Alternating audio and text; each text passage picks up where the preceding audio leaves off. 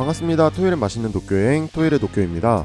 얼마 전에 한국에서 손님이 다녀갔습니다. 서울에서 교자집을 하는 동생인데 예전에 소개했던 노가타 교자를 아주 맛있게 다녀왔다면서 새로운 교자 맛집 좀 추천해줄 수 없냐고 묻더군요. 몇 군데 소개를 하면서 이런저런 이야기를 나눴는데 맛집들의 맛을 아는 저로서는 침이 줄줄줄 새더라고요. 그래서 오늘은 도쿄의 여러 교자집 중에서도 큰형님, 따거, 오야붕으로 칭송받는 레전더리 교자집을 소개하려 합니다. 오늘 갈 곳은 하타가야에 있는 곳이고요. 오늘은 아주 간단히 하타가야에 오시면 즐길만한 곳들도 몇 군데 소개해볼까 해요. 음식만 보실 분들은 타임라인을 이동하시면 됩니다. 먼저 하타가야에서 제일 유명하죠? 패들러스 커피가 있고요. 제 개인적으로는 여기도 푸글렛 못지않은 사진 맛집 중 하나입니다. 내년에 나올 저의 도쿄 가이드북에서 벚꽃과 함께하는 커피 한 잔이라는 타이틀로도 소개할 예정인데 봄에는 이런 아름다운 벚꽃나무 아래에서 커피를 마실 수 있어서 커피향과 함께 가만히 멍 때리고만 있어도 너무 좋은 곳이고요. 여기 카레집도 맛집으로 유명한 곳이고 엘라라는 레코드숍도 들러볼 만한 곳 중 하나입니다. 이런 잡화점이나 갤러리들도 있는데 메이저부터 마이너까지 취급하는 범위가 상당히 넓어서 보는 재미가 있을 거예요. 빈티지 샵도 있어서 쇼핑도 즐길 수 있고 요즘 도쿄에서 핫한 카시키라는 와인바도 있는데 여기는 내추럴 와인과 아이스크림을 페어링할 수 있는 곳입니다. 저희 채널에서도 하타가의 몇 곳을 소개해드린 적 있지만 길 건너편 거리도 어마무시한 집들이 많습니다. 조금만 디깅하시면 엄청난 맛집들이 많고 카페, 베이커리, 와인 등 도쿄에서 내노라 하는 곳들이 즐비해서 데이트 코스로도 상당히 좋은 곳이기도 합니다. 자, 그럼 이제 본방으로 들어가 볼게요. 오늘의 가게 니하오입니다. 여기는 유명한 일화가 있는데 피크타임에는 사람들이 너무 몰리다 보니 전화선을 빼버린다는 소문이 있을 정도로 미친듯이 바쁜 집입니다. 신주쿠, 시부야, 나카노에 사는 맛집러라면 적어도 한 번 이상은 방문하는 집이고요. 저희는 이날 워크인을 했는데 운 좋게도 1시간 뒤로 예약을 걸 수 있었어요. 보통 오픈 후 8시까지가 피크타임인데 8시를 지나고 나서는 조금 널널해져서 워크인도 경우에 따라 가능합니다. 니하오는 1982년 오픈했으니 40년 정도 되었네요.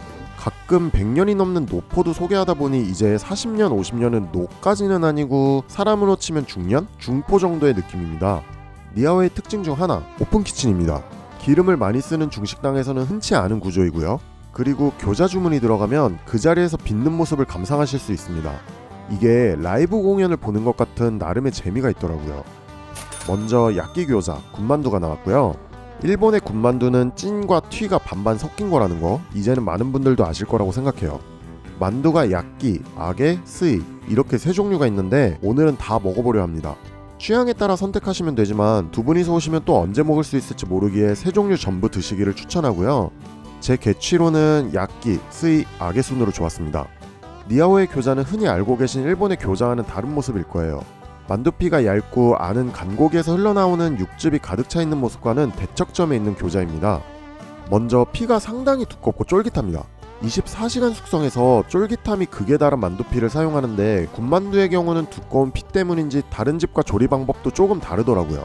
보통의 교자집은 기계를 사용해서 한쪽 면을 굽고 물을 부은 뒤 뚜껑을 덮어서 상단 부분은 찌는 방식을 사용하는 게 보편적인데 여긴 교자를 먼저 데친 다음에 다시 한번 구워내는 방식이에요.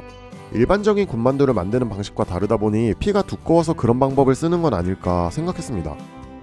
중요한 교자 속인데 고기 덩어리가 떡하니 자리 잡은 것도 다른 곳에서는 잘 보지 못하는 스타일이에요. 보통은 간고기를 쓰다 보니 씹었을 때 육즙이 흘러넘치는 말캉말캉한 스타일의 교자가 우리가 흔히 보는 교자인데 고기가 덩어리다 보니 육즙이 흘러넘치는 건 덜하지만 고기 소의 존재감은 훨씬 도드라지더라고요. 두꺼운 만두피와 덩어리 고기의 밸런스가 상당히 좋습니다. 찰지다고 해야 하나? 고기가 덩어리임에도 상당히 부드러워서 씹으면서 육즙이 흘러나오는 게 입안에서 각 재료들이 가진 특징이 하나로 완성되는 느낌이었어요. 쫄깃한 만두피, 부드럽고 큼직한 고기, 갖은 속재료들, 서로가 부족한 부분을 상호 보완해주면서 더 위클래스로 끌어올려주는 느낌? 마치 저와 여러분의 관계? 교자는 전체적으로 간이 삼삼합니다. 도쿄에서 교자를 먹다 보면 가끔 간장을 안 찍어도 교자 자체에 간이 세서 이걸 그냥 먹으라는 건지 간장에 찍으라는 건지 모를 녀석들도 있는데 니하오는 교자 간이 삼삼하다 보니 그냥 드시면 아쉽게 다가올 수도 있어요. 그렇다 보니 함께 내주는 타레도 중요한데 이 타레가 꽤나 맛있습니다. 간장, 즉 쇼유가 아니라 타레라고 부르는 것에서 얼마나 이 소스가 중요한지 알 수 있죠. 타레는 4차 소스, 식초, 간장을 0.8대 2대 3으로 배합한 뒤 다진 파를 더했습니다. 제가 도쿄 살면서 니아오를 줄 때문에 많이 못 오고 기회가 닿을 때마다 몇 번은 왔는데 이 집은 정말 재밌는 게 처음 왔을 때는 제가 자주 접한 교자와 다르다 보니 싶거든요. 근데 두 번째 왔을 때부터 그 진면목을 알 수 있는 교자집이었어요. 처음보다 두 번째, 두 번째보다 세 번째, 세 번째보다 네 번째, 점점 더 이래서 도쿄 사람들이 교자 맛집을 꼽을 때 니아오는 필수로 넣는구나 라는 점을 느낄 수 있습니다. 만화 같은 거 보면 맛있는 거 먹었을 때 눈 쪽으로 번개가 치는 듯한 표현, 깨달음을 얻은 듯한 표현이 있잖아요. 요런 거 제가 두 번째부터 딱 이거랑 똑같았습니다. 훌륭하다 못해 맛있는 거 먹었을 때 웃음이 나오는 게 이때부터 시작되더라고요. 제가 교자를 설명하면서 배합률이나 숙성 시간을 어떻게 알고 있지? 싶으셨죠? 이 집이 교자계의 따거라고 불리는 데는 오래된 창업연도, 줄을 서서 먹을 정도의 인기도 있지만 주인분이 잠을 아껴가면서 수행한 결과물, 그 결과물인 레시피를 전부 공개한 것도 리스펙 받는 이유 중에 하나인 것 같아요. 보통 음식점에서 레시피가 재산이다 보니 무료 공개 안 하는 경우가 많잖아요. 교자에 관심이 있으신 분들은 구글에서 일본어 니하오 레시피로만 검색하셔도 꽤나 자세히 적힌 내용을 보실 수 있을 겁니다. 반대로 이렇게 레시피를 공개해버리면 가게의 오리지널리티가 더 부각되는 것도 있으려나요? 앞에서도 말씀드렸지만 만두 타입은 정말 취향 차이이긴 합니다. 바삭함의 선호도를 기준으로 잡으시면 될 것 같은데 악에는 한국 중국집에서 서비스로 주는 만두보다 더 딱딱하다고 느껴질 수도 있으니 참고하시기를 바래요. 여기서부터는 서브로 먹었던 메뉴들을 간단히 소개합니다. 먼저 내기차슈이고요. 이거는 아무리 배가 불러도 꼭 달리십시오.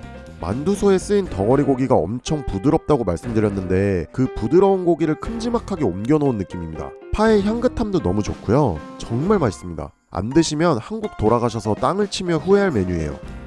다음은 슈마이인데 만약에 교자 두 종류의 하나를 더 먹기 힘들 것 같다면 슈마이가 답입니다. 돼지고기에 새우, 연근, 버섯 같은 게 들어갔는데 어쩌면 교자보다 이쪽이 더 취향인 분들도 있겠구나 싶을 정도로 맛있어요. 겉바 속촉의 표본 같은 슈마이라고 보시면 좋을 것 같네요. 제가 이날 집에 굴러갈 정도로 많이 먹었는데 게살볶음밥에 피탄 샐러드까지. 피탄은 솔직히 호불호가 심한 음식이니 꼭 드시라고까지는 못하겠지만 여력이 되신다면 볶음밥이나 오늘 영상에서는 소개 못한 면 요리도 꼭 드셔보시길 바랍니다. 요리사분의 리드미컬한 웍질덕인지 밥알도 하나하나 살아있었고요. 양도 꽤 많다는 거. 다 드시고 나면 잘 먹었다 소리가 절로 나올 겁니다. 오늘도 맛있게 잘 먹었습니다. 계산은 현금만 가능한데 이날 제가 현금이 부족해서 뽑으러 다녀왔고요. 그리고 몇 번이나 오면서도 이제 알았는데 7년 연속 미슐랭이더라고요. 미슐랭이 절대적 척도는 아니지만 7년 연속도 아무나 하는 건 아니라는 거. 도쿄에서 현지인 맛집을 몇 번이고 소개했지만 이 가게는 저뿐만 아니라 제 주변 맛집 좋아하는 일본인들 사이에서도 꼭 들러봐야 할 가게로 추천하는 곳이기도 합니다. 자, 저는 폭식한 참이라 이제 집으로 떼굴떼굴 굴러가 보겠습니다. 재밌게 보셨다면 구독, 좋아요 부탁드리고요. 인스타그램 세러데이 도쿄에서도 못다한 이야기나 일상 이야기들을 올리고 있으니 팔로우 부탁드려요. 그럼 저는 다음에도 맛있는 도쿄 여행으로 찾아뵙겠습니다. 모두 뿅!